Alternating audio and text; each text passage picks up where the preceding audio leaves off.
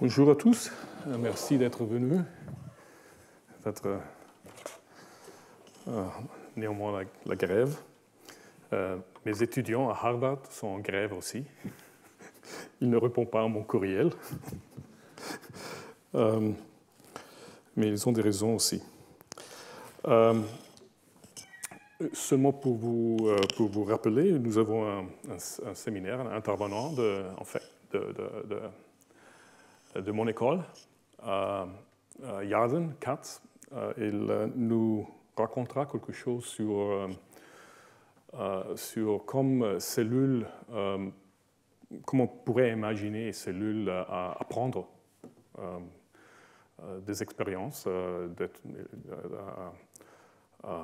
détecter des séries dans le temps de changement dans l'environnement et s'adapter, de prédire qu'est-ce que va se passer le prochain instant. C'est très imaginatif et on couvrira un peu de ce territoire très brièvement la prochaine fois dans notre dernière leçon. Alors vous êtes invités à écouter Yarden. Bien, on va finir un peu la causalité aujourd'hui avant de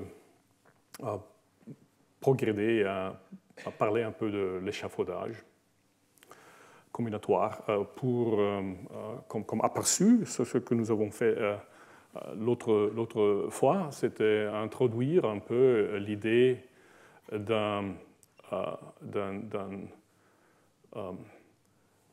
sommaire causal d'un événement d'intérêt. Si vous produisez avec une simulation de kappa une longue trace, une longue trajectoire des événements qui peuvent finir qui peuvent produire un événement d'intérêt, par exemple l'activation d'un facteur de transcription ou l'assemblage d'une machine. La question est quels étaient les événements qui étaient nécessaires pour arriver dans cette particulière histoire au événement d'intérêt. Alors parce que c'est un système qui est concurrent, alors les règles s'appliquent d'une façon indépendante quand elle peut. Et alors c'est le défi est de reconstruire la chaîne causale des événements qui a produit un particulier événement. Et cette chaîne ici, causale, ce n'est pas une chaîne, c'est un DAG, un graphe acyclique orienté, merci. Où une flèche signifie une relation de précédence, ou un événement, ici, cet événement ici, doit se produire avant que cet événement ici peut se produire. Et la même chose avec cet événement dépend de deux autres événements. C'est une structure de dépendance logique. Et on peut reconstruire cette structure de dépendance parce qu'on connaît les règles. Et les règles nous disent, les règles produisent les événements et ils nous permettent de calculer les dépendances entre les événements. Les événements ne sont pas des choses abstraites ici, ils sont produits par des règles que nous connaissons, qui ont une structure. Bien, mais le problème ici était que nous avons beaucoup de cycles, de boucles futiles, où une certaine série des événements produit un état qui, après, se retourne, se disfait, on dit ça? Se défaut. Se défait, non? Les événements, oui. Se défont et retournent dans un état qui est équivalent à un état qu'on a vu en avant, qui est équivalent pour ce qui regarde l'événement d'intérêt. Il pourrait être un effet secondaire, mais l'effet secondaire n'a aucune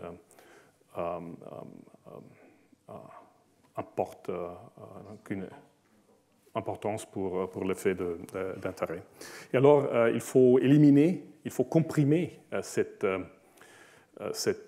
chaîne causale, cette histoire causale, pour seulement couvrir les événements qui étaient vraiment nécessaires. Parce que si vous avez deux agents, A et B, qui se lient, et après, le même agent se délie, et le même agent se lie encore une fois, comme il est souvent le cas dans la chimie, alors vous êtes retourné à un état que vous avez vu avant, et on pourrait également oublier cette petite cycle.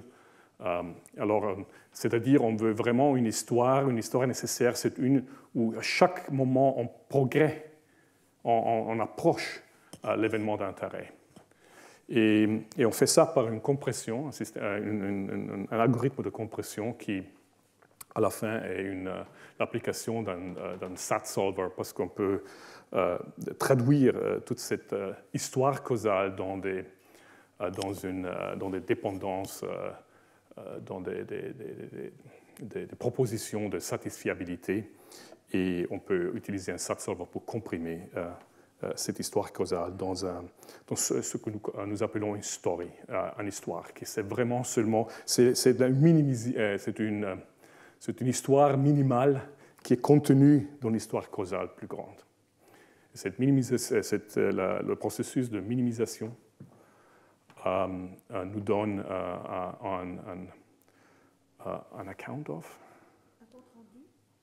un compte rendu de ce qui était nécessaire. Okay. Bien, alors on peut répéter des simulations beaucoup de fois jusqu'à qu'ils produisent un événement d'intérêt, et on peut faire des statistiques. C'est possible de faire des statistiques sur cette histoire ici, mais pas sur cette histoire ici, parce qu'ils sont trop... ça, c'est une histoire très petite, mais si vous modélisez un système vraiment d'intérêt aux biologistes, cette histoire causale peut être des millions des événements. Alors, vous ne trouverez jamais la même histoire deux fois, mais si vous comprimez, vous pouvez faire des statistiques, parce que c'est un objet qui est compact suffisamment pour faire des statistiques. Et vous pouvez, par exemple, trouver plusieurs d'histoires comprimées qui nous disent les différentes façons de produire un particulier événement. Okay. Nous avons discuté ça l'autre fois. On peut aussi, cette histoire, pour vous rappeler, ils nous montrent la dépendance causale, logique, entre les événements. Il n'y a plus de temps physical ici, c'est seulement un temps logique, si on veut. Et les nœuds de ce graphe sont les règles qui ont produit l'événement, et les flèches sont les relations de précédence. Alors, on peut, comme nous avons discuté la dernière fois, il y a une relation statique, non statistique, mais statique, entre les règles, qui est une relation d'influence, qui est une causalité potentielle, si on veut, pas réalisée. Ça, c'est causalité réalisée. Mais on peut, par exemple, déterminer que cette règle ici a une influence négative sur cette règle ici. Alors ça, vous pouvez commencer à donner une vue de comme des histoires pourraient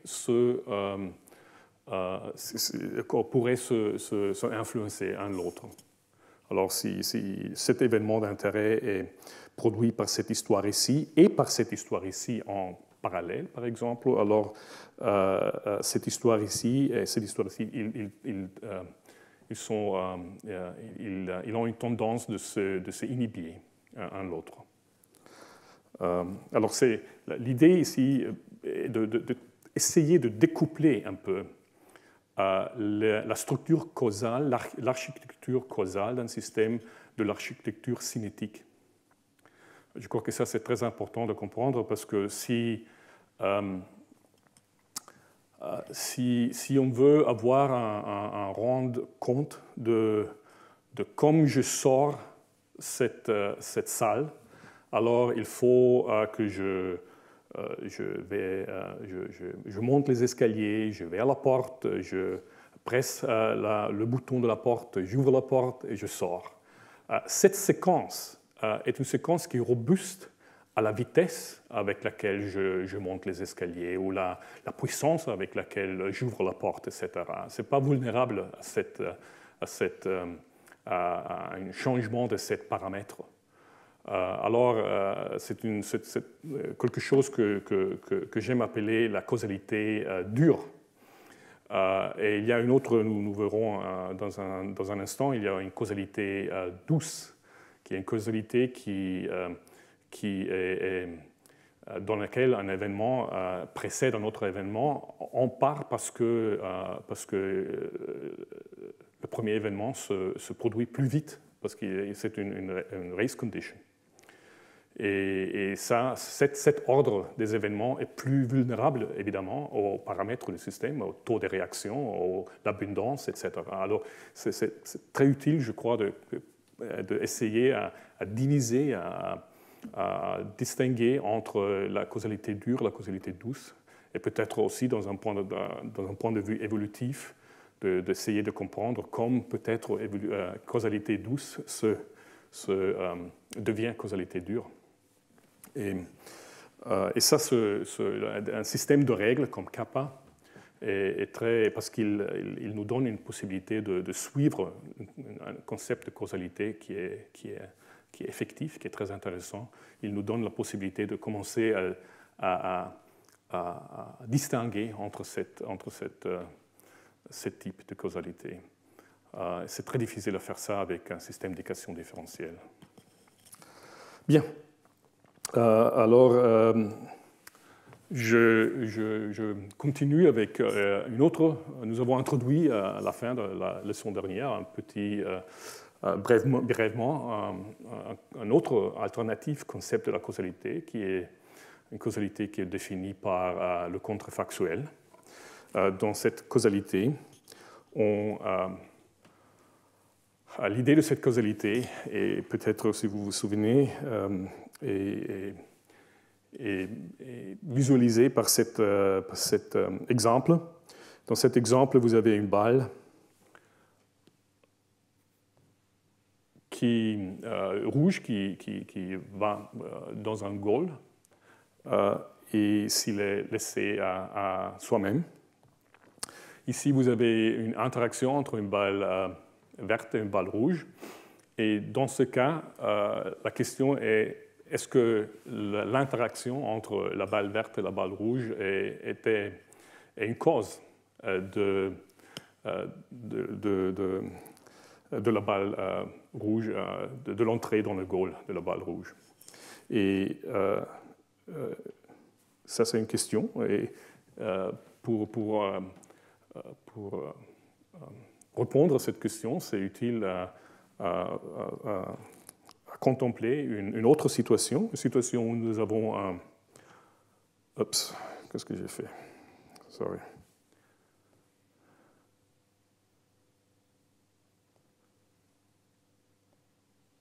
OK.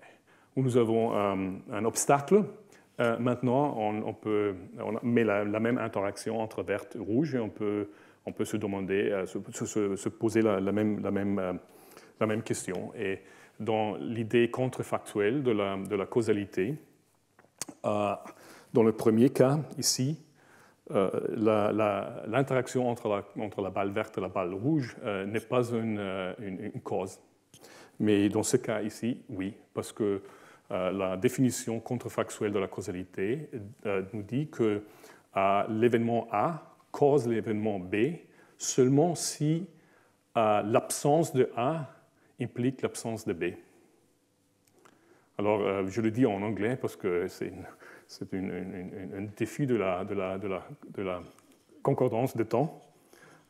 c'est A causes B if and only if, had A not happened, B would not have happened. Okay. Et alors, mais ça, ce n'est pas une causalité dure vraiment, parce que c'est une causalité qui maintenant contient un élément du temps. Vous voyez ça ici, où vous avez un obstacle qui est cinétique.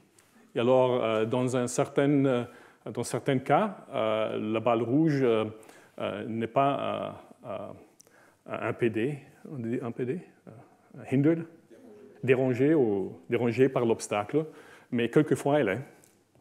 Alors, quelquefois elle touche l'obstacle, alors l'interaction verte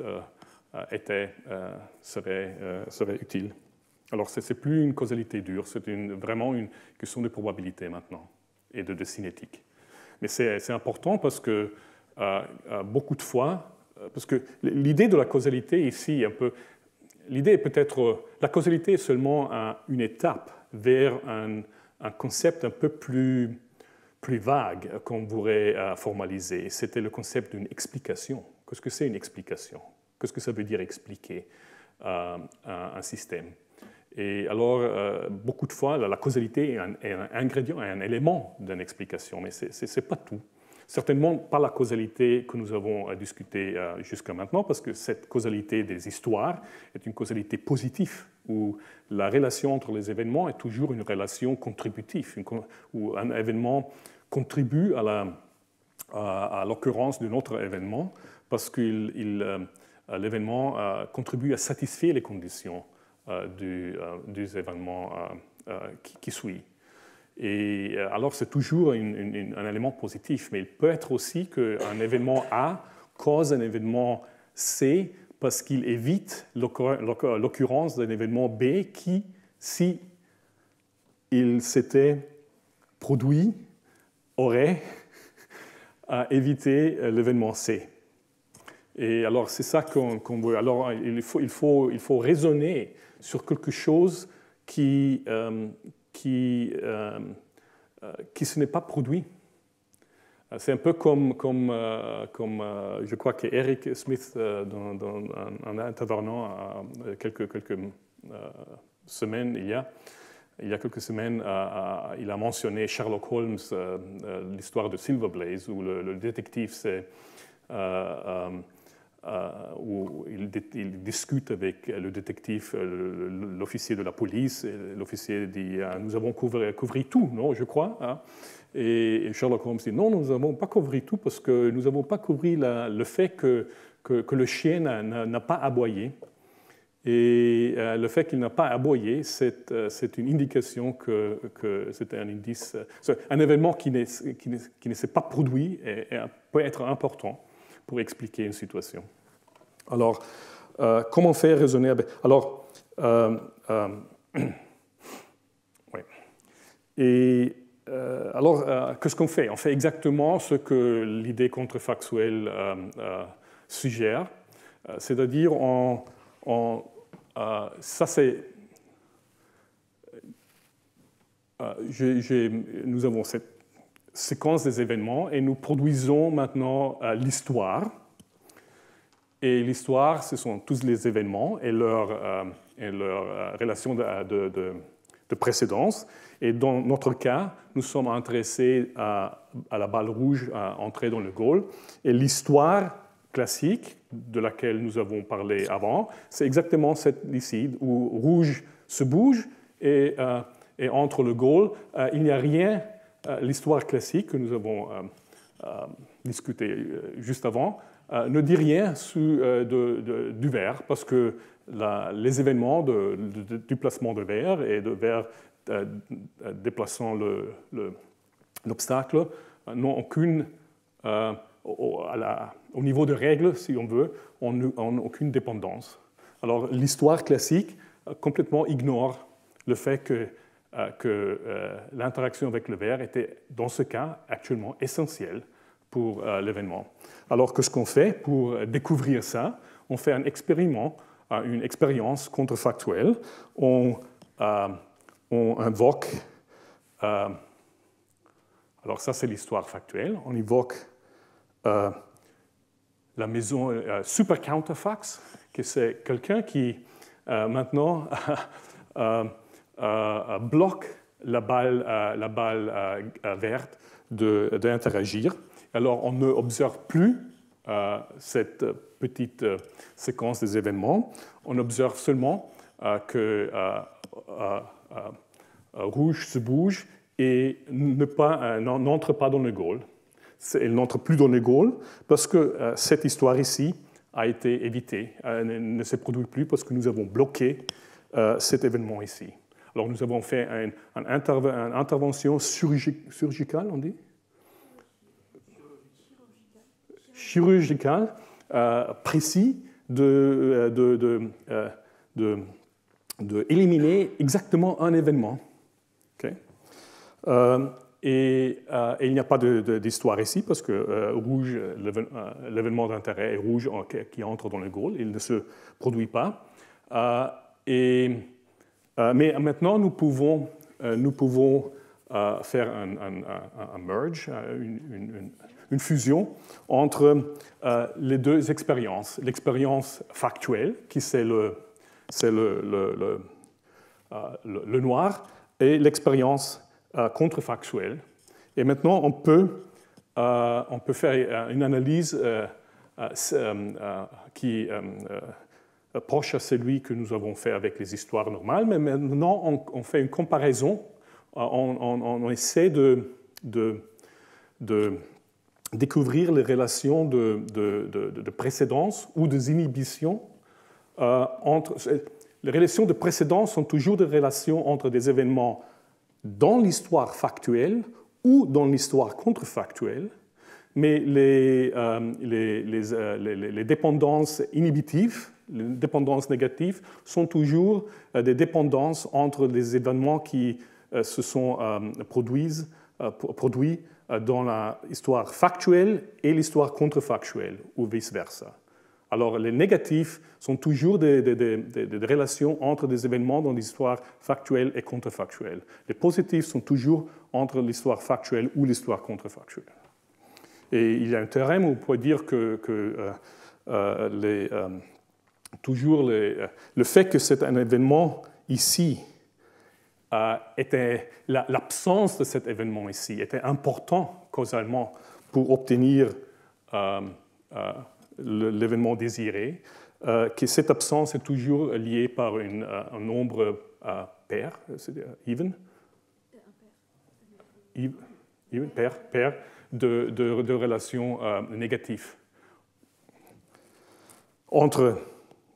Toujours une relation négative et une relation entre un événement qui est dans l'histoire factuelle et un événement dans l'histoire contrefactuelle, ou un événement contrefactuel et un événement factuel. Je vous donne un autre exemple peut-être. Et maintenant, ça enlarge un peu le concept de l'explication, parce que maintenant, nous avons une explication meilleure de comment rouge est entré dans le goal, parce que nous savons maintenant que le mouvement, le déplacement de verre était important. Okay. Et ça, c'est un exemple très, très lié à ce que à l'exemple informel que je vous ai donné, mais un peu plus biochimique, si vous voulez. Alors, nous avons il faut dire que, comme j'ai dit dans mes titres, ça, c'est tout un travail de Jonathan Laurent, qui était un étudiant. Il est à CMU maintenant, à Carnegie Mellon. Il était un étudiant de Jérôme Ferré à Lens, ici à Paris. Tout ce que nous avons appris dans cette cours, c'est tout fait ici à Paris. Je ne sais pas, mais il y a quelque chose de particulier avec Paris, où toutes les choses intéressantes semblent de se produire. Eh bien, nous avons ici des règles. Une règle qui dit nous avons une kinase qui peut être phosphorylée, kinase qui peut être phosphorylée simplement, spontanément, dans cette petite modèle, simplement d'illustration. Nous avons une règle de liaison entre la kinase et le substrat qui ne observe pas l'état de la kinase. Ça peu importe l'état de site X. Et nous avons une règle, et ça c'est important, nous avons deux règles de déliaison. Une règle, c'est un exemple d'un raffinement d'une règle. C'est la règle de déliaison de l'I K de S, mais il y a deux cas. Le cas où X est phosphorylé ou phosphorylé, et le cas où la kinase K est phosphorylée. Et dans le cas où elle est phosphorylée, le taux de réaction est beaucoup plus bas. C'est-à-dire, si la kinase est phosphorylée, elle est plus sticky. Elle est plus coulante, elle reste attachée au substrat pour plus longtemps. Mais si la kinase n'est pas phosphorylée, elle délie du substrat beaucoup plus vite. Alors c'est un peu comme notre balle verte, c'est-à-dire que c'est la phosphorylisation de la kinase qui prévient, qui évite que la kinase se délie trop rapidement de substrat, et alors peut phosphoryler le substrat, par exemple. Et si vous imaginez une trajectoire, par exemple, où on a une liaison, une déliaison, une phosphorylisation de la kinase, une liaison entre la kinase et le substrat, et maintenant une phosphorylation.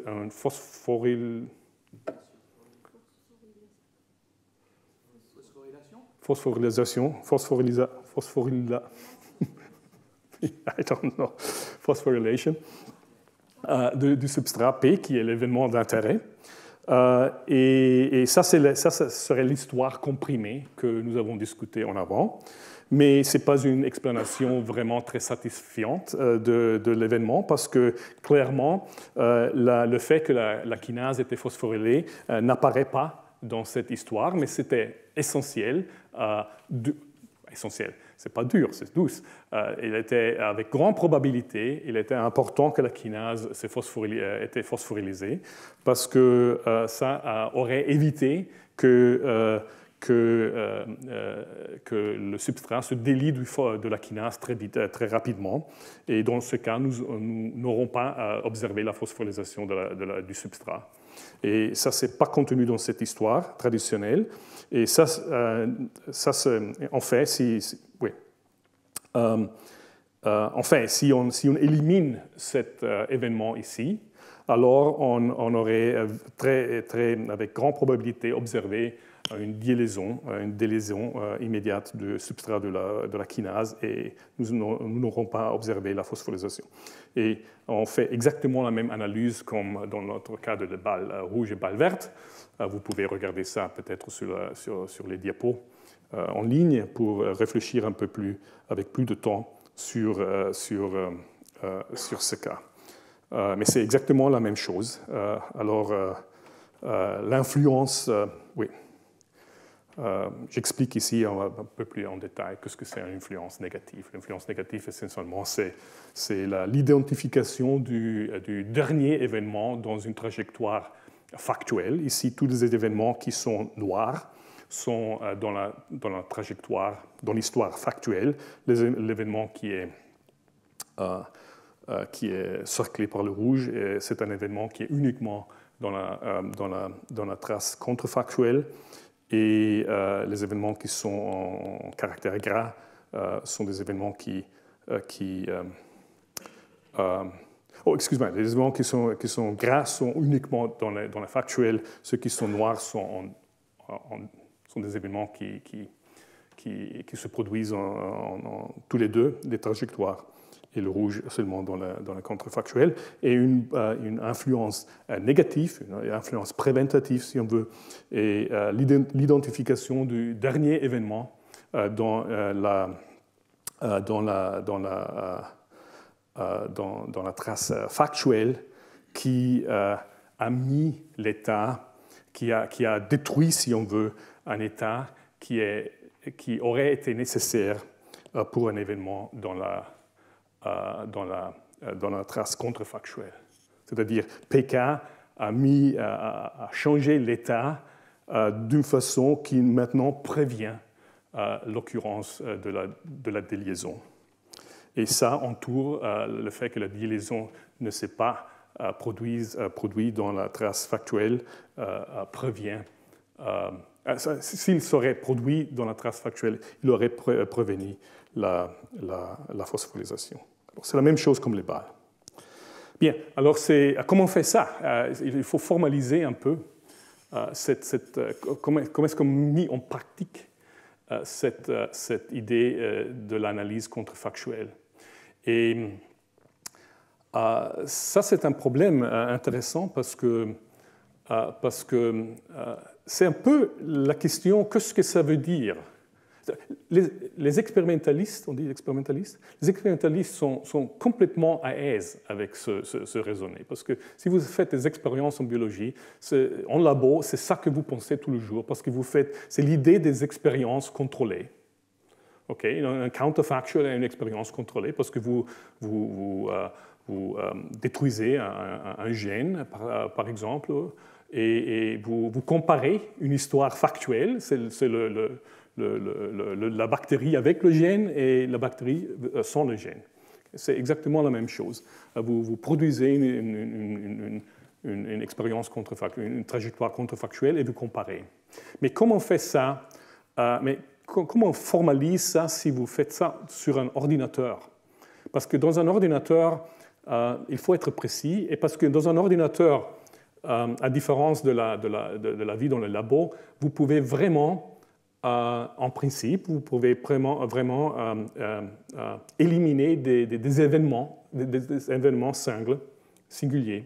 C'est pas possible vraiment aujourd'hui dans la biologie, parce que vous ne pouvez pas prévenir l'interaction de ce particulier facteur de transcription, Bob, avec ce particulier facteur de kinase, parce que c'est impossible de vraiment suivre les individus. Mais c'est exactement ce qu'on peut faire dans l'ordinateur. Alors, le problème est bien connu. David Lewis qui a réintroduit, parce que c'était déjà Hume, David Hume qui a parlé des contrefactuels, mais c'était David Lewis qui les a portés de retour à notre attention. Et il dit, maintenant ça c'est vraiment un exercice de concordance de temps. Alors, essayons. L'assertion que si kangourous n'avaient pas de queue, ils basculeraient, me semble de signifier quelque chose comme ça. Il dit que, et ça c'est important, que dans toute situation dans laquelle les kangourous n'ont pas de queue et lesquelles les situations ressemblent à la situation courante, actuelle, le plus possible, et le plus possible que kangourous n'ayant pas de queue le permettent, les kangourous basculeraient. Alors, le danger ici est d'avoir on dit une falaise, un falais métaphysique, parce que qu'est-ce que ça veut dire? C'est-à-dire, il faut comparer des mondes possibles, parce que les kangourous peuvent n'avoir pas de queue dans un monde dans lequel il n'y a pas de gravitation, par exemple. Alors, la queue ne sert à rien. Et alors, il faut vraiment comparer notre monde actuel qui a été modifié maintenant, contrefactuellement, par une intervention. Il faut comparer cette intervention parce que faire une intervention, ça veut dire peut-être qu'il faut changer le monde un peu plus nécessairement pour faire cette modification.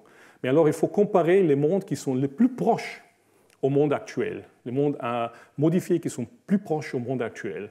Et ça, c'est un peu, ça semble être un problème philosophique, mais ce n'est vraiment pas un problème philosophique, je crois, parce que... Oui, c'est un grand problème philosophique si on peut en faire un grand problème philosophique, mais dans notre particulière situation, c'est un problème qui est résolu très facilement, parce que alors, le problème ici est le suivant. Alors, vous avez une trace ici, la trace factuelle, ça ce sont les événements, et vous voulez éliminer ce particulier événement vert. Alors, Lewis essentiellement dit, et ce n'est pas seulement Lewis, parce que toute cette idée était mise en pratique par Judea Pearl dans son livre Causalité, et par Halpern. Halpern et Pearl, c'est la référence, mais ici c'est un peu plus dans un contexte combinatoire. Vous voulez, maintenant, la question ici est, qu'est-ce qu'était l'impact causal de l'événement vert dans la trace actuelle? Si vous simulez jusqu'ici, enlevez l'événement vert, et après vous continuez à simuler, ça, c'est pas vraiment, ça, c'est pas la chose juste à faire.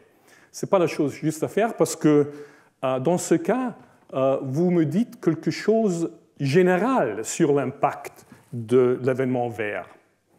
Mais la question ici n'est pas qu'est-ce que c'est l'impact du événement vert en général. La question ici, c'est qu'est-ce que c'était l'impact du événement vert dans la particulière histoire que nous avons observée. C'est ça le problème. Et alors, qu'est-ce qu'on fait? Et on essaie d'inhériter, oui, on essaie de transférer le plus possible les aspects aléatoires ou les aspects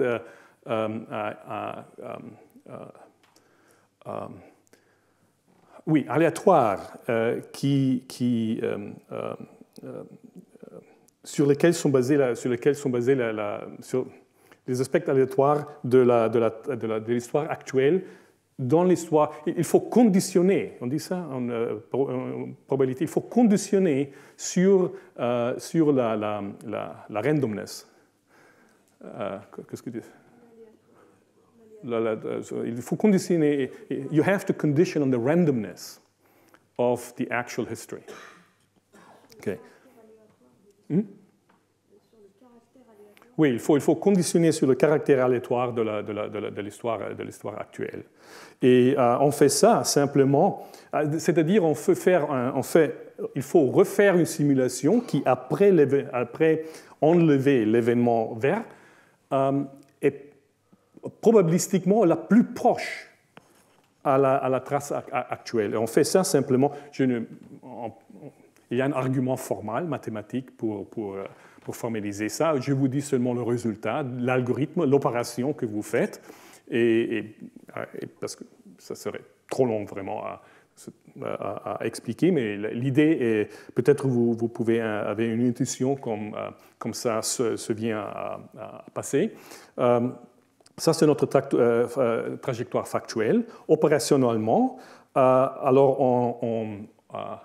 on arrive juste ici, c'est la même simulation, il ne faut pas refaire la simulation, on prend la simulation d'ici, et on enlève maintenant un événement, l'événement qui s'est produit à tenter.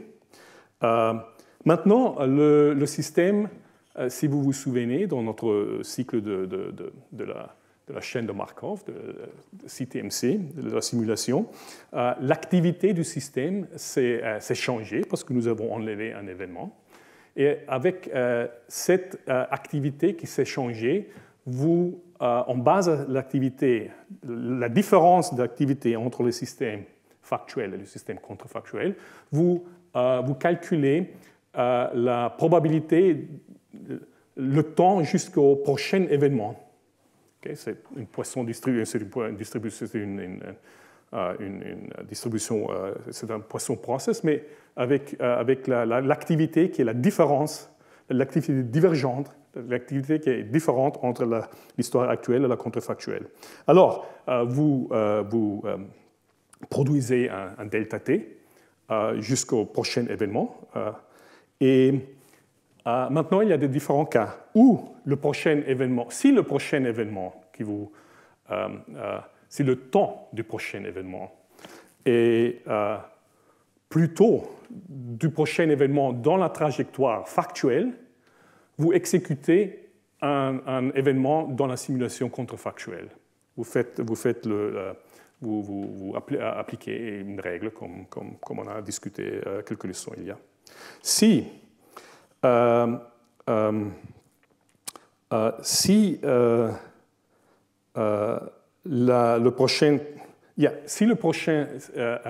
l'événement prochain doit se produire après l'événement prochain dans l'histoire factuelle, vous copiez l'événement de l'histoire factuelle dans la trace contrefactuelle, si ça est possible.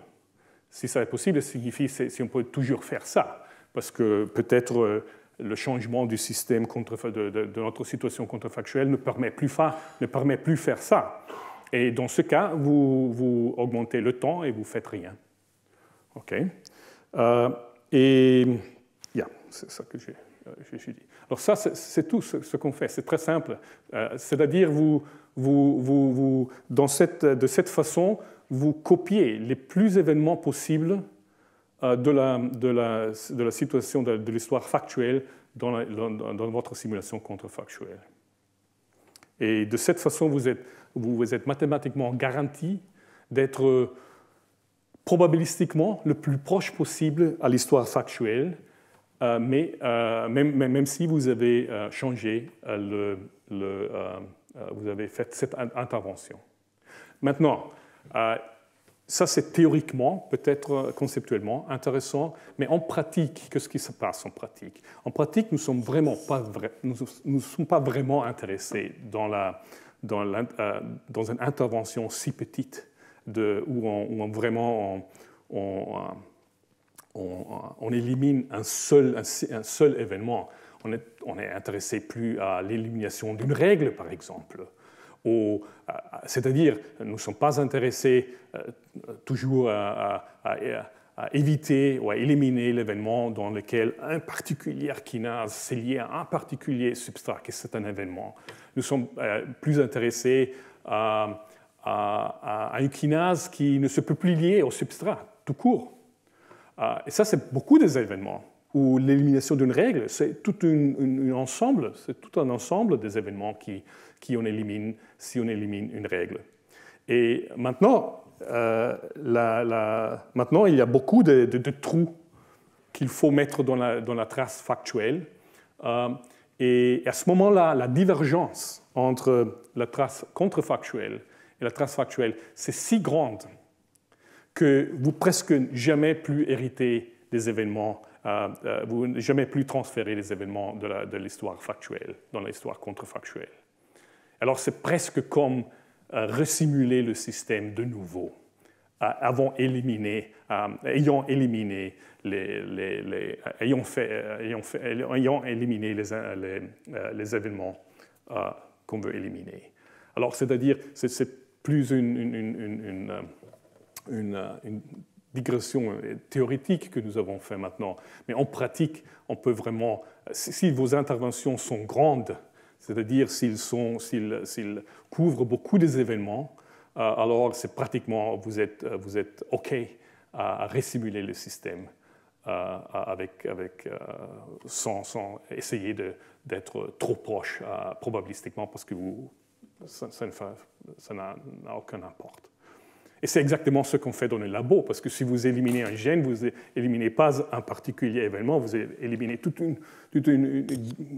beaucoup des événements. Alors c'est juste que les expérimentalistes peuvent simplement comparer un E. coli avec un autre E. coli dans lequel on a éliminé le gène. Ce n'est pas le même E. coli dans lequel vous avez éliminé le gène. C'est pour ça. OK, bien. Alors, tout ce que je veux dire, ça c'est un exemple où maintenant nous avons une une causalité qui est plus douce de la causalité positive, qui était une causalité dure, parce que nous avons une dépendance de taux de réaction, de vélocité. Et ça, c'est un exemple pour illustrer peut-être ce concept, encore une fois, de la causalité douce et la causalité dure. Ça, c'est un exemple que nous avons rencontré un peu en avant, et nous le rencontrons dans les derniers 30 minutes, sûrement. Encore, c'est un exemple où nous avons un échafaudage S qui se lie à deux ligands, A et B, de façon indépendante, c'est-à-dire que A se lie à S sans s'emporter peu importe si B est lié à S ou non, parce que la règle ne mentionne pas l'état du autre site de liaison. Et alors, essentiellement, vous avez deux pas de trajectoire pour assembler le complexe ASB. C'est où vous liez A avant et après B, et vous arrivez ici où peut-être vous liez B avant et après vous liez A, et vous arrivez au même but. Dans ce cas, vous avez une compétition entre ces deux trajectoires, si vous voulez, et si vous calculez, ça c'est une trajectoire kappa, si vous calculez l'abondance de ASB en équilibre en dépendance en fonction de l'abondance de S, vous trouvez cette relation ici, où quand vous avez seulement peu de S,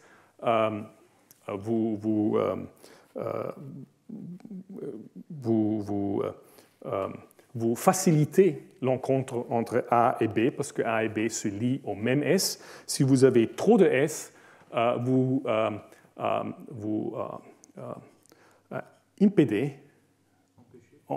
empêchez l'encontre entre A et B, parce qu'un A et un B se lient sur des S différentes.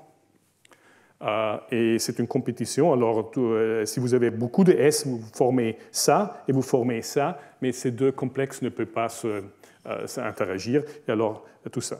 Bien, alors on peut penser comment est-ce qu'on pourrait éviter ça. On pourrait éviter ça, ou on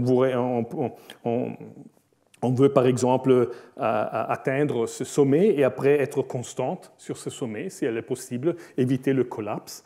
Et on peut faire ça avec la causalité douce. La causalité douce, c'est-à-dire, vous commencez avec beaucoup de A dans le système. Parce que si vous avez une condition initiale où il y a beaucoup de A, beaucoup plus de A de B, alors le S qu'un B rencontre aura déjà un A lié. Et vous avez d'une manière douce, vous avez éliminé l'autre trajectoire. Évidemment, ça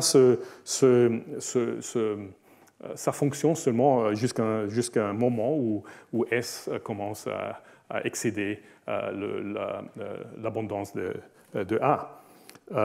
Mais ça, c'est la causalité dure. La causalité dure, c'est faire une dépendance mécanistique, c'est-à-dire A se lie à S et elle modifie S sur le site où S se lie à B, et seulement si ce site est modifié, B peut se lier. Alors ça, c'est vraiment, on élimine pratiquement l'histoire alternative. Il faut, pour assembler cette structure, il faut aller par cette voie, et à ce moment-là, vous avez éliminé tout l'effet. Ça, c'est la causalité dure. Okay? Bien. Alors, on arrive un peu à l'échafaudage, un peu plus combinatoire, mais c'est un peu dans la même philosophie. Le chapitre auquel nous tournons maintenant est un peu comment on dit,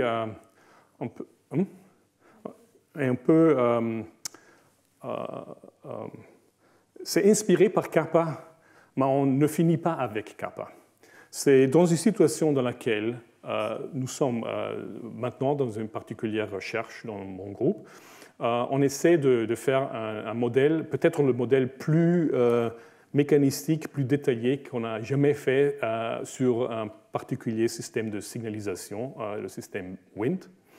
Et c'est un système qui est un système qui contrôle le développement embryonal et comme tous les systèmes qui font ça, il est aussi impliqué dans le cancer, etc. Mais c'est un système dans lequel on a, comme toujours dans la transmission, dans le traitement de l'information, dans les réseaux des interactions entre les protéines, on a beaucoup de joueurs qui changent mutuellement leur état et qui peuvent se lier. Mais dans le cas de WINT, et je ne veux pas aller trop dans les détails parce que ce sont des différentes leçons qu'on peut dédier à ce système. Mais l'idée que je veux vous transmettre est simplement que si on fait un modèle de cette façon-là, où maintenant CAP est vraiment utilisé de façon manuelle pour créer un inventaire de connaissances, où vous traduisez, vous lisez des centaines de papiers et vous traduisez des éléments mécanistiques que sont décrits dans la littérature, vous les traduisez dans des règles et vous finez avec à la fin quelque chose comme... ce n'est pas beaucoup de règles, c'est 31 types de règles, mais le problème ici, c'est que les règles doivent être raffinées parce que le taux de réaction d'une règle dépend, par exemple, de numéro de phosphorylation qu'une protéine a, etc. Alors, il y a beaucoup de raffinements, et si on inclut tous les raffinements cinétiques, on arrive à 1300 règles. Alors ça, c'est un modèle très grand. Il y a seulement 18 types d'agents. Et alors, le problème est qu'est-ce qu'on fait pour comprendre certains modèles? Parce que vous avez maintenant un modèle, comme j'ai dit beaucoup de fois, vous avez remplacé un monde que vous ne comprenez pas avec un modèle que vous ne comprenez pas. Et alors,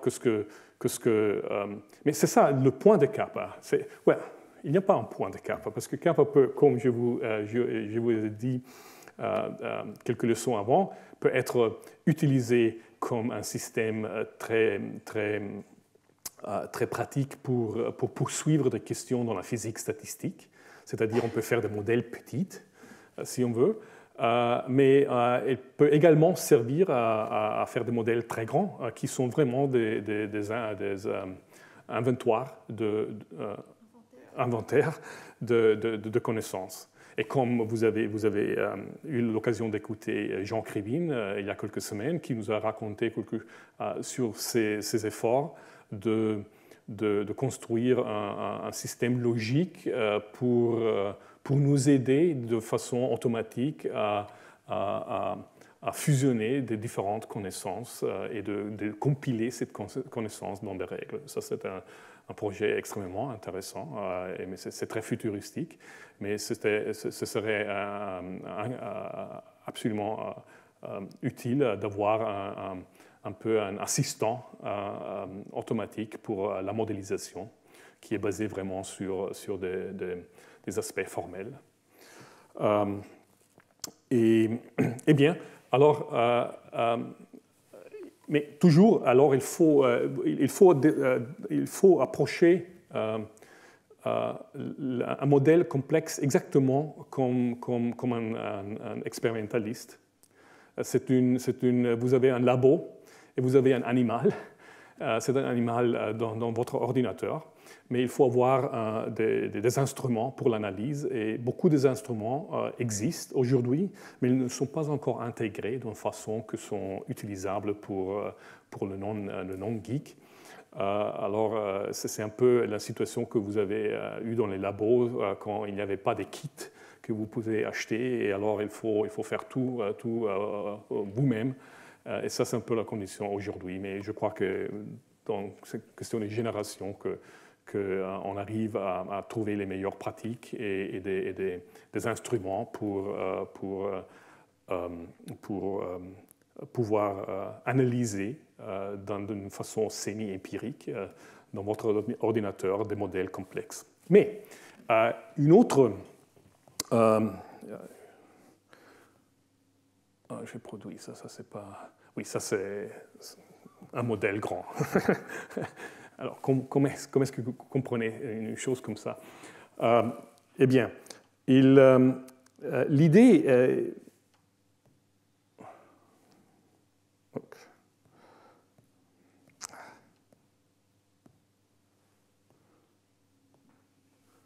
Excusez-moi, c'est...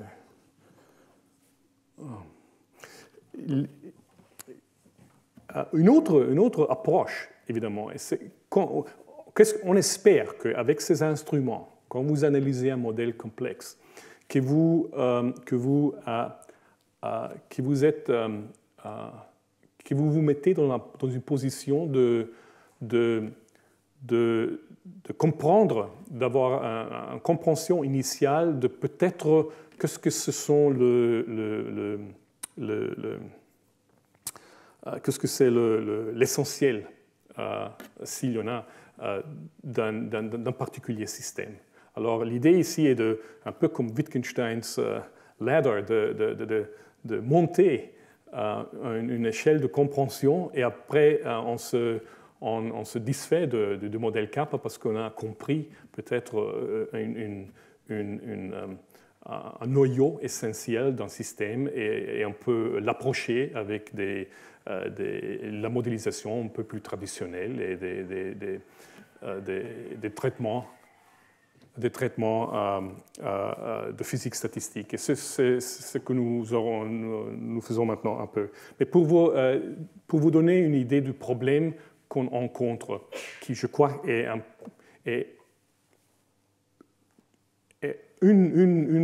un aspect essentiel de ce système WIND, et je crois aussi de beaucoup des autres systèmes de signalisation, est le fait et l'observation que presque tous les échafauds, oui, échafaudage,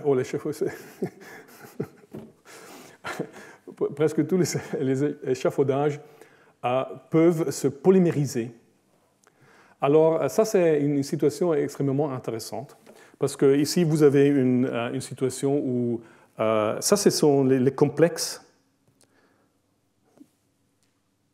qu'on a à faire avec ce modèle. Ce modèle vous produit des molécules, si vous voulez, qui sont grands comme ça, où chaque point est une protéine. Ce sont des agrégations de protéines dans ce système qui ne sont pas aléatoires, ce sont des agrégations qui sont prévues par la nature, qui sont fonctionnelles, où les échafaudages font des grandes polymères. Et ça porte à la question qu'est-ce que c'est l'impact de la polymérisation des échafaudages. Alors nous avons vu qu'un échafaudage est un acteur, un joueur dans un système qui facilite l'encontre entre des autres protéines qui doivent interagir. Par exemple, dans le système WIND, il y a une protéine particulière, la bêta-caténine, qui est un facteur de transcription qui est modifié en différentes manières, mais elle ne se lie jamais aux protéines qui la modifient. Les contacts sont toujours indirects entre l'échafaudage.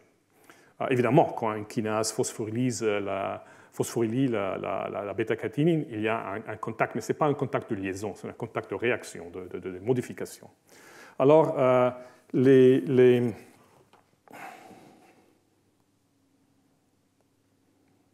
et aussi, nous voyons que après le... ça, c'est une représentation.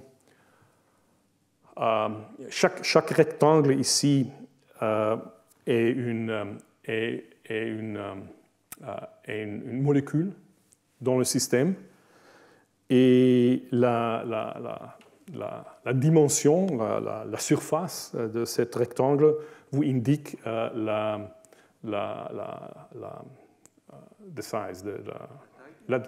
taille du. Alors, et les rectangles qui sont dedans les rectangles de différentes couleurs signifient les différentes protéines qui sont composants de ce grand complexe. Alors ça, c'est le complexe le plus grand, ça, c'est le deuxième plus grand, etc. Mais ce que je veux l'attention est qu'après une signalisation, après un signal, le signal WINT, il y a complètement un réarrangement de cette structure agrégée. La taille est plus ou moins la même, mais la composition complètement change. Alors, ces polymères sont vraiment très importants. Et en fait, des mutations dans les domaines qui sont responsables pour la polymérisation sont très souvent liées au cancer. Alors, bien, il y a un concept intéressant ici que je crois nous rencontrerons dans le futur plus et plus. C'est un concept que j'aime, qui a été décrit dans une perspective de Meyer. C'est l'idée que si vous avez beaucoup de fois dans une cellule, vous avez de grandes machines, de grandes agrégations de protéines, mais c'est l'idée que pour qu'une agrégation grande puisse être fonctionnelle, il n'est pas nécessaire qu'elle est complètement construite, qu'elle est complètement assemblée. Parce que ça, peu de fois, ça serait le cas.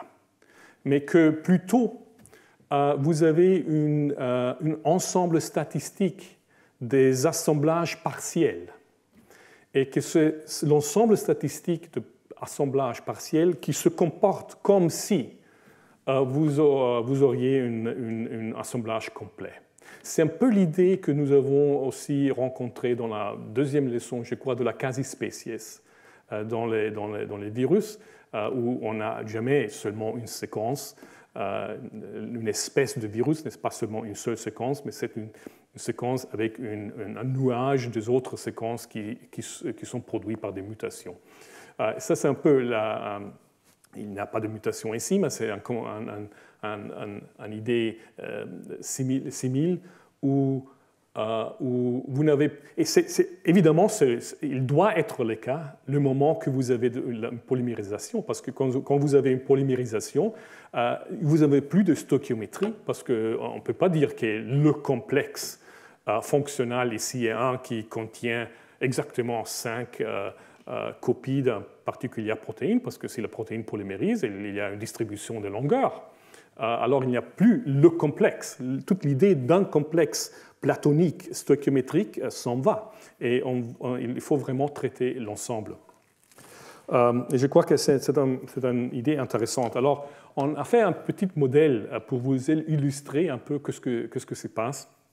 Un petit problème abstrait, une vignette, si on veut. Mais c'est important de tenir à l'esprit que c'est une vignette qui vraiment était inspirée par le modèle Kappa. Ce n'était pas une chose que nous avons pensé avant de ça. On pourrait avoir le pensé en avant, mais ça, c'est après le fait.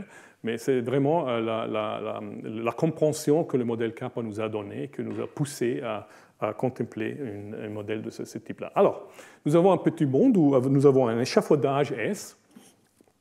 Cet échafaudage S peut se polymériser. Il se peut polymériser d'une façon orientée, c'est seulement pour éviter des symétries, mais ce n'est pas un problème d'inclure les symétries aussi. Et un élément d'un polymère, on appelle ça un protomère. Okay? Un protomère peut lier un A et un B. Le A pourrait être un enzyme et le B est le substrat, ou deux agents qui doivent interagir et qui peuvent seulement interagir s'ils sont liés sur le même complexe. Alors, Ça, c'est un protomère, ça, c'est un polymère de longueur de taille 6. Ça, c'est un autre système, parce que ça, c'est un système d'échafaudage que nous avons vu en avant. Ça, c'est un échafaudage monovalent. Monovalent, on dit? Monovalent, parce que vous voyez qu'il ne peut pas polymériser. C'est exactement le petit système que nous avons vu en avant. Il ne peut pas polymériser. Ça, c'est un échafaudage multivalent, c'est-à-dire un échafaudage qui est un seul agent qui a, par exemple, dans ce cas, 3 sites de liaison pour A et 3 sites de liaison pour B. Et j'ai introduit ces différents types d'échafaudage parce que ce serait intéressant de les comparer. Okay?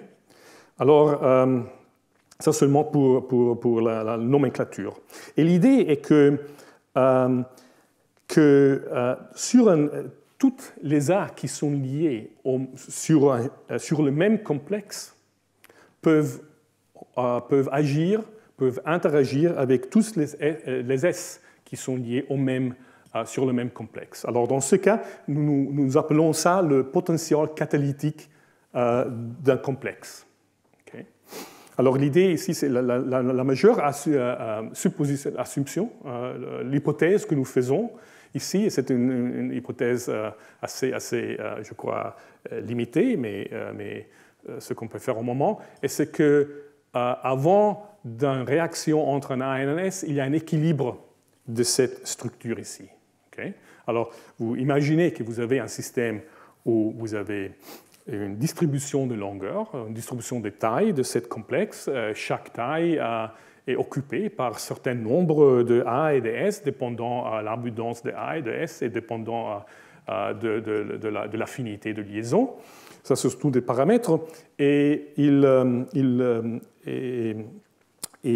si nous prenons un particulier cas ici, alors le A peut agir, un produit, une conversion d'un S dans un produit P se fait dans ce cas avec un taux qui est 12 fois plus vite, plus rapide que si nous n'avons pas un échafaudage polymérique. Parce que pour convertir un S, nous avons 12 possibilités.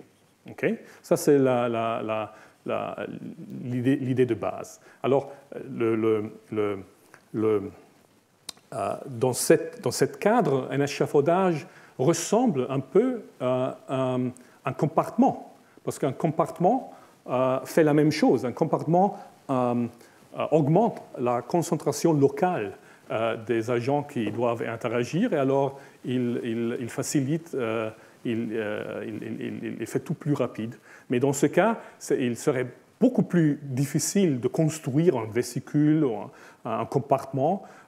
C'est une technologie moléculaire beaucoup plus sophistiquée, mais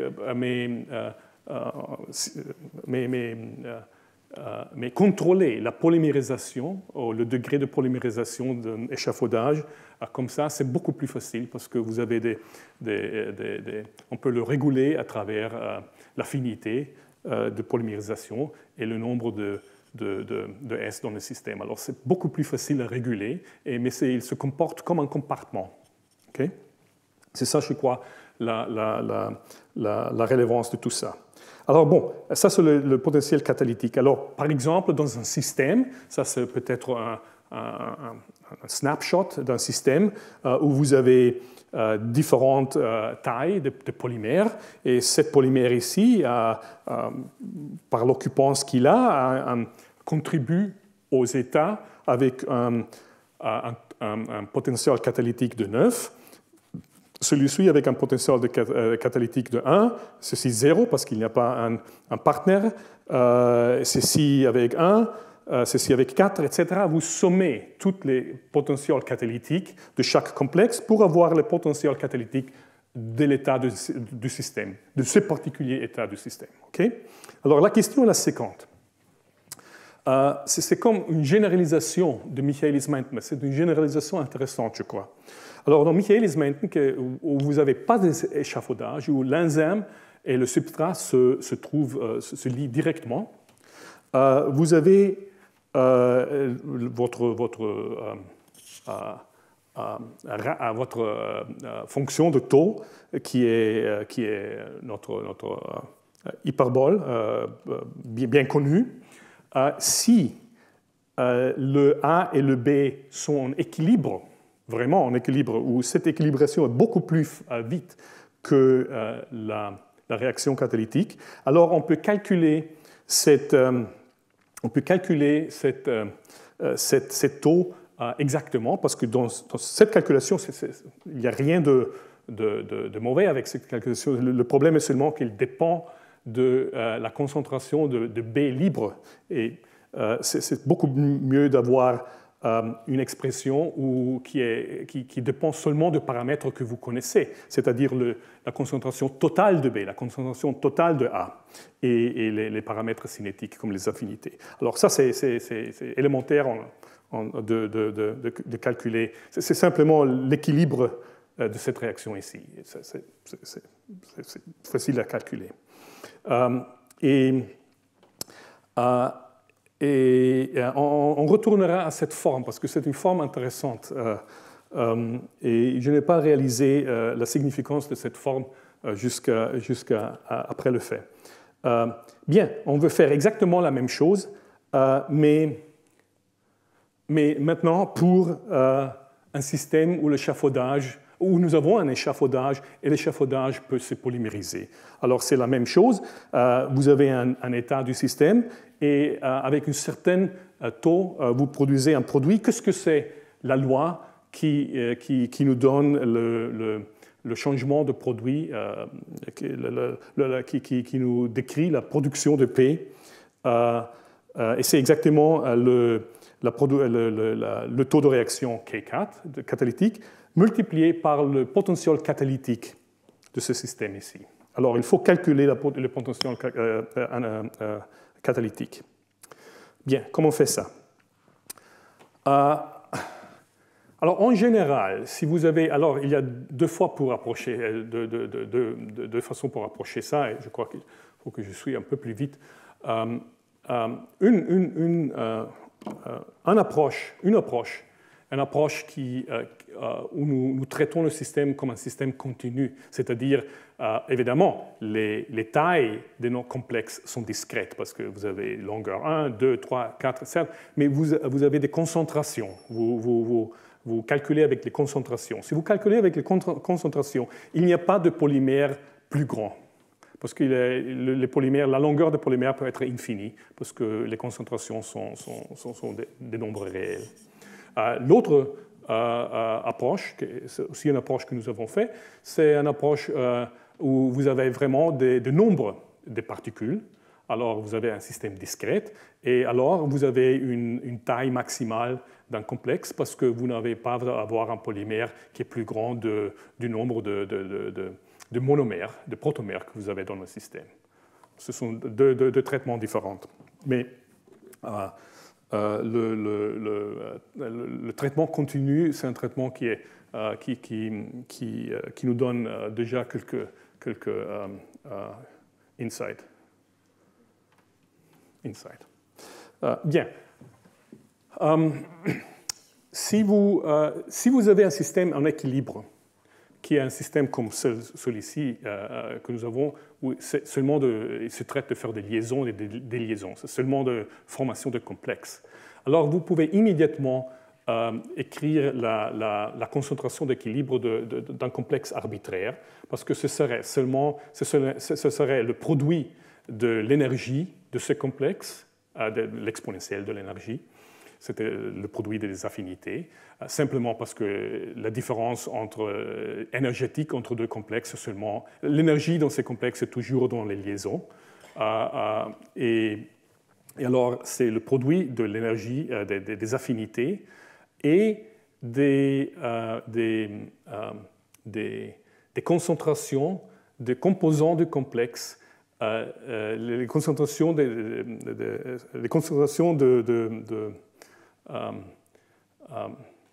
le produit comment on dit en français, les concentrations, chaque complexe a une certaine composition de composants, et vous multipliez la concentration en équilibre libre de ces composants à la puissance de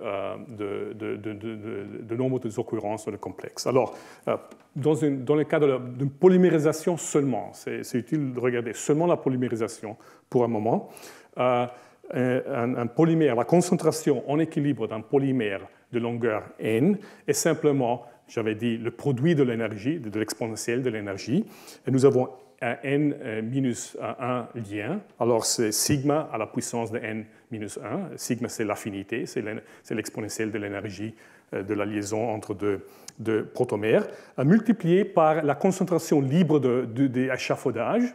C'est la concentration d'échafaudage libre à la puissance de n, parce qu'il y a n, c'est très, très facile à comprendre que ça doit être le cas, parce que si vous prenez par exemple la liaison entre A et B, dans AB, qu'est-ce que c'est la concentration de AB en équilibre? Ouais, c'est le produit de l'affinité, de la constante d'affinité par A et par B. Mais A et B sont les concentrations de A et B libres. Et vous faites une récursion de cette façon pour un complexe arbitraire et vous arrivez exactement à cette idée. C'est straightforward. Alors, il y a une fonction qui est une fonction dans laquelle nous sommons surtout les complexes qui existent et leur concentration. C'est-à-dire, nous sommons, ça c'est la concentration du polymère de longueur n. Nous faisons une somme sur toutes les longueurs, et ça c'est une somme sur toutes les choses qui existent dans le système. Évidemment, les mathématiciens entre vous connaissaient ça tout de suite comme une fonction génératrice, et en fait, il y a une connexion avec des fonctions génératrices ici, mais nous n'allons pas là. Et cette fonction, c'est une somme géométrique, et ça c'est l'expression à laquelle on arrive. Si maintenant vous, exactement comme vous faites avec les fonctions génératrices, si vous prenez la dérivée de W par rapport à S et multiplié par S, vous avez la concentration totale d'échafaudage, parce que si vous faites une dérivée par rapport à S, vous descendez la puissance, que c'est le nombre de S dans un polymère, et après, multipliant avec cet S, vous corrigez le fait que vous avez décrémenté la puissance. Alors, vous avez essentiellement cette expression, et N multiplié par cette terme ici, sommé sur tous les termes, et ça, c'est exactement le nombre de N qui existe, le nombre de S qui existe dans le système. Alors, vous avez une contrainte, ça c'est ça vous donne une équation avec laquelle vous pouvez explicitement calculer le S, c'est-à-dire la concentration d'échafaudage libre dans le système. Une fois que vous avez ça, vous connaissez exactement les concentrations en équilibre des polymères. Okay? Ça, c'est très simple. C'est intéressant d'observer que cette fonction ici a une singularité. Et cette singularité signifie que cette singularité peut être seulement atteinte si sigma c'est le produit sigma par S et 1. Si vous regardez si vous analysez cette expression, ça ne peut jamais être le cas jusqu'à sigma devenir infini. Mais si sigma est infini, c'est-à-dire c'est la puissance de polymérisation infinie, alors vous avez une singularité parce que toutes les polymères de toute longueur ont la même concentration. Alors le système est une transition de phase. Cette transition de phase ne peut pas être, dans ce cas ici, quand vous avez des polymères linéaires, ça ne peut pas être produit avec une affinité finie. Mais si vous mettez le système dans un réacteur, dans un flow reactor, si vous pouvez imaginer le système dans une boîte où vous avez un réservoir de monomères, de protomères. Et alors, chaque fois qu'un protomère se lie, vous tenez la concentration de protomères constante. Okay? Ça, c'est un constant chemical potential. Si vous faites ça, vous pouvez, il n'y a pas un problème de fixer le S à chaque valeur que vous voulez. En particulier que le S est la concentration d'échafaudage libre. Ça, c'est une chose que vous pouvez contrôler expérimentalement. Alors, dans ce cas, rien vous prévient de choisir S 1 over sigma, c'est-à-dire de générer une singularité. Ça, c'est un système dans lequel vous avez le S est en concentration telle où il a une certaine affinité, il se lie à des autres, il commence à polymériser.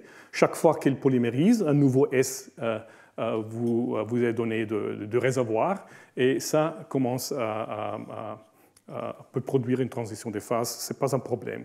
C'est un problème dans l'équilibre, mais pas au dehors de l'équilibre. Bien. Ça, c'est essentiellement ce que j'ai dit. Mais retournons à l'équilibre maintenant. Alors, vous avez un système qui est en équilibre, et je vous...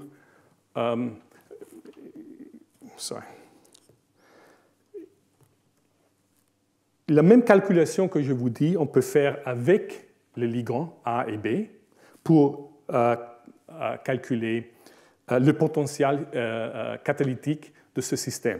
C'est simplement cette expression ici. Le problème avec cette expression, il n'y a pas de problème avec cette expression, c'est seulement que c'est très difficile à comprendre ce qu'il dit, parce qu'il vient aussi avec un système des équations qu'il faut résoudre pour obtenir S, la concentration d'échafaudage libre, A, la concentration de ligand A libre, et B, la concentration de ligand B libre, qui s'obtient exactement avec des équations comme ça. Mais ce sont des expressions très compliquées. Mais ce n'est pas un problème de résoudre ce système. Particulièrement, ce n'est pas un problème avec mathématiques. Eh bien, alors, nous aurons une expression beaucoup plus simple de ce qui se passe, mais regardons ce qui se passe phénoménologiquement. Avec cette expression, on peut au moins produire des courbes. Ce que vous voyez ici, ce sont certains paramètres qui sont biologiquement très raisonnables. Et ce que vous voyez ici, c'est exactement comme dans un Michaelis-Menten cas, le comportement du système qui se polymérise en fonction de la concentration de substrat. Et ça veut dire simplement la concentration de B, par exemple. Et ça veut dire qu'il y a une saturation, exactement comme vous le voyez dans le Michaelis-Menten. Ça, c'est la référence Michaelis-Menten. Mais évidemment, si vous incrémentez ici la concentration d'échafaudage, ce n'est pas un problème de réguler le système, de surpasser Michaelis-Menten, tout autre étant le même. Ce n'est pas un problème de surpasser Michaelis-Menten. Ça, c'est toute la surface du système dans lequel vous voyez, ça c'est le potentiel catalytique, ça c'est le nombre, la concentration de protomères, et ça c'est l'affinité. Et ce que vous voyez ici, c'est exactement l'effet prosone que nous avons discuté avant. N'importe quel système d'échafaudage vous contemplez, il a toujours, tous les systèmes d'échafaudage ont cette propriété que si la concentration d'échafaudage est bas, vous facilitez l'interaction entre les ligands. Si la concentration d'échafaudage est grande, vous empêchez l'interaction entre les ligands, parce que vous créez beaucoup de différents échafaudages qui vont isoler un ligand de l'autre. C'est inévitable. Alors, vous voyez la même chose ici.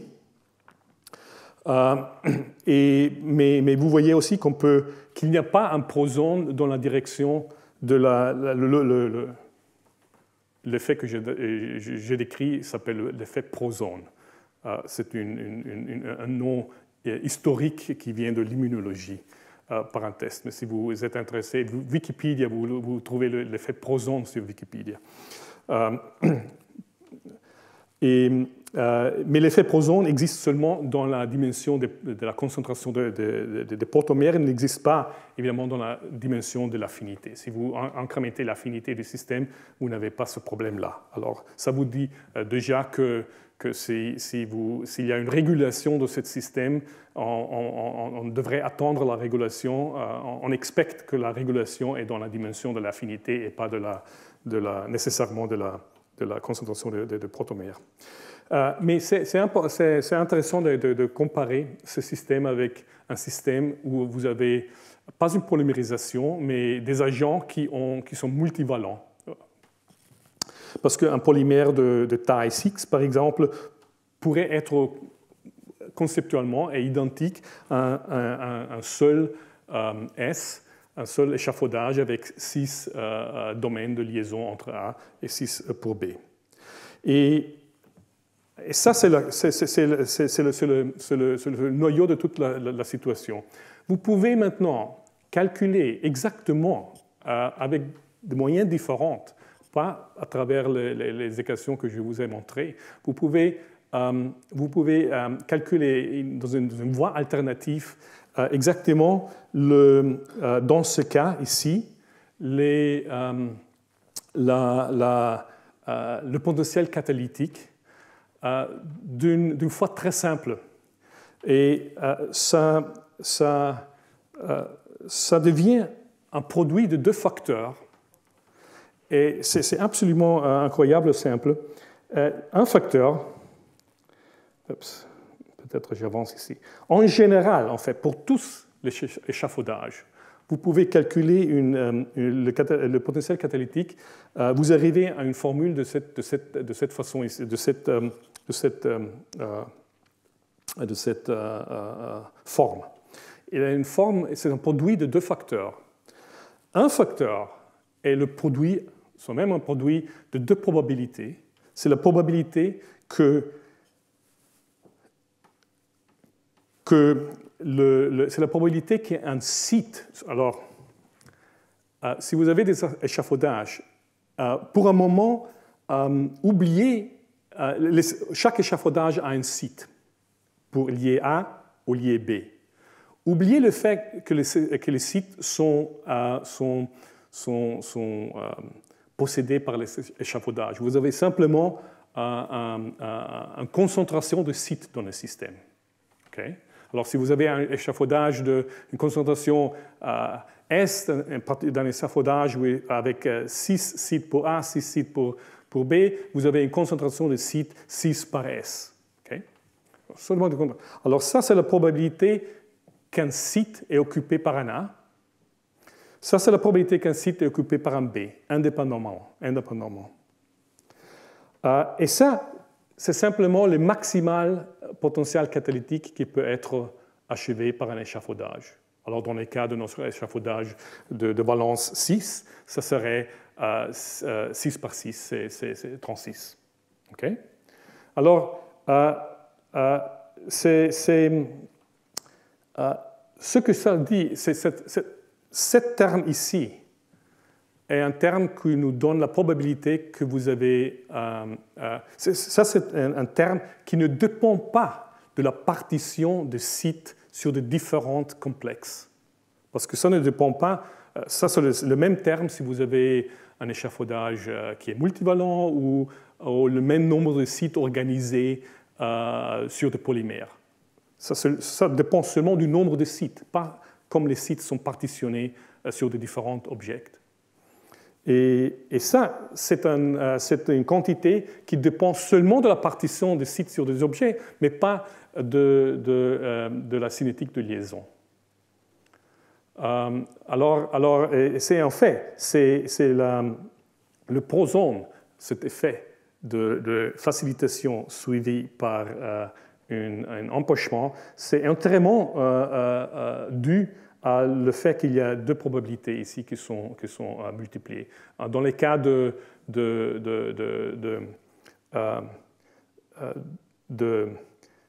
Michaelis-Menten, Ça, c'est la probabilité. Ça, c'est le Qmax, c'est-à-dire le potentiel catalytique maximal, qui c'est le nombre des enzymes que vous avez. Et dans le Michaelis-Menten cas, il y a seulement une probabilité, mais pas deux probabilités, parce que vous avez une liaison directe. Et alors, vous n'avez pas de prosone. Mais chaque fois que vous avez le prosone est intermondu, et ça, c'est une expression analytique complètement générale pour tous les échafaudages. C'est très simple. Et il semble comme si le système, tout ce que vous devez savoir, c'est le potentiel catalytique maximal, c'est-à-dire si tous les sites sont occupés, qu'est-ce que le système vous peut donner sur le sommet, multiplié par la probabilité qu'un site, que deux sites sont occupés, un par un A et un par un B. Ça semble une chose qu'on aurait pour eux, on devrait avoir intuit au début, mais toujours, même aujourd'hui, pour moi, c'est un peu une surprise que c'est si simple. Mais ça, c'est ce que la calculation exacte vous donne à la fin. Alors, on va finir la prochaine fois, mais ça, c'est exactement ce que je vous ai dit maintenant. Alors, on peut calculer ça pour le cas, le Qmax pour les polymères. C'est très facile à calculer parce que c'est pour chaque concentration d'un polymère de longueur n, chaque polymère de longueur n a le carré de n comme le potentiel catalytique maximal. On fait une somme sur toutes les concentrations. On arrive à une expression de ce type-là. Alors ça, c'est l'expression exacte pour le cas des polymères. Avant de vous laisser, donnez-moi 2 minutes seulement pour vous donner la phénoménologie de ce système, brièvement. Alors, ce que vous avez ici, c'est un plot dans le log. Alors, c'est 2 fois logarithmique. Dans cette représentation, et ça c'est le potentiel catalytique, ça c'est le nombre de sites, ça c'est la concentration des sites. Alors dans ce cas, on peut comparer les échafauds multivalents avec le système qui se polymérise, parce qu'on les compare sur le nombre de sites, le même nombre de sites. Les systèmes multivalents, c'est simplement dans le log-log, ce sont cette courbe-là. Ça, c'est un monovalent, et ça, je crois que ça, c'est divalent. Okay? Alors, c'est un échafaudage qui a 10 sites pour A et 10 pour B. Ça, c'est un échafaudage qui a 1 site pour A, 1 site pour B.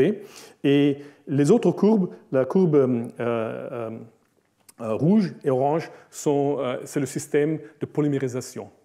Alors, on peut analytiquement, c'est très facile à prouver que le slope,